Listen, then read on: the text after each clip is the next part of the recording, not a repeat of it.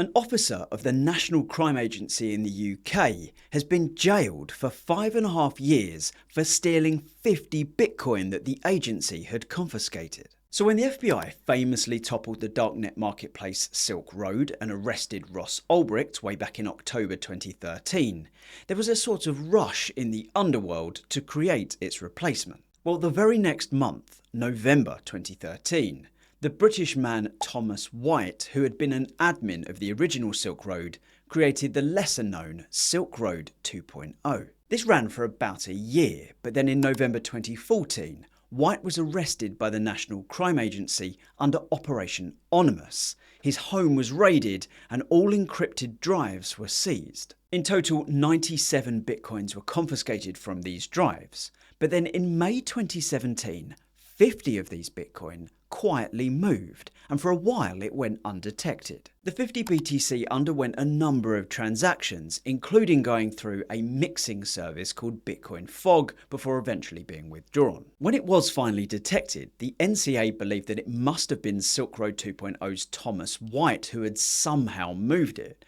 but he confirmed it couldn't have been him, but it must have been someone inside the agency because they had the private keys. Unfortunately for the thief, Chainalysis were able to trace the Bitcoin back to an officer who had worked on that Silk Road 2.0 case who was promptly arrested, and that officer was Paul Charles. Charles had a wealth of evidence inside his house, and the Crown Prosecution Service said, several notebooks were also discovered in Charles' office, which contained usernames, passwords and statements relating to White's cryptocurrency accounts. Charles is said to have used crypto-enabled debit cards to spend around £110,000 or about $150,000. But the CPS believed that the total financial benefits received by Charles were nearly 6 times that. At the time of the original seizure, 50 BTC was only worth about $17,500. But by the time Charles stole it in 2017, it had risen to around $100,000.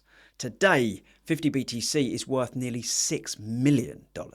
Chainalysis have written a brilliant report on how they assisted in this case, and they concluded, the case demonstrates how blockchain's permanent record, combined with advanced analytics, can expose sophisticated financial crimes, a detail that even a National Crime Agency officer failed to consider.